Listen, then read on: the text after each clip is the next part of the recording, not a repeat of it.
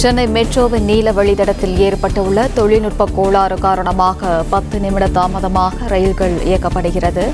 சென்னை மெட்ரோவின் நீல வழித்தடத்தில் ஏற்பட்டுள்ள தொழில்நுட்ப கோளாறு காரணமாக 10 நிமிட தாமதத்தில் ரயில்கள் இயக்கப்படுகின்றன. இது குறித்தான முழு விவரங்களுடன் இணைகிறார் செய்தியாளர் வினேஷ். வினேஷ், வணக்கம். விவரங்களை நீங்க பதிவு பண்ணலாம். சென்னை மெட்ரோ ரயில் சேவையில் சிறிது தாமதம் ஏற்பட்டிருக்கிறது. அதாவது விம்கோ நகர் பணிமனை மெட்ரோவில் தொழில்நுட்ப கோளாறு ஏற்பட்டதன் காரணமாக 10 நிமிடம் தாமதமாக இந்த நீல வழித்தடத்தில் மெட்ரோ ரயில்கள் இயக்கப்பட்டு வருவதாக சென்னை மெட்ரோ ரயில் நிறுவனம் தரப்பிலே தெரிவித்திருக்கிறார்கள்.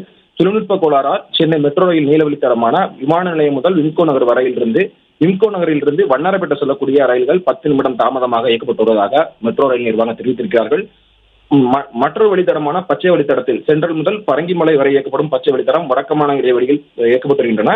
இந்த தொழில்நுட்ப கோளாறை சரி செய்யக்கூடிய பணி மும்முரமாக நடைபெற்று வருவதாகவும் மெட்ரோ நிர்வாகம் தரப்பிலே விளக்கம் அளிக்கப்பட்டிருக்கிறது. குறிப்பாக அவ்வப்போது இந்த தொழில்நுட்ப கோளாறு ஏற்படுவது வழக்கம். விமான நிலையம் முதல் விம்கோ நகர் வழித்தடத்தில் அவ்வப்போது ஒரு தொழில்நுட்ப கோளாறு ஏற்படும். 1 மணி நேரம் அல்லது அரை மணி நேரத்தில் இந்த தொழில்நுட்ப கோளாறு சரி செய்யப்படும்.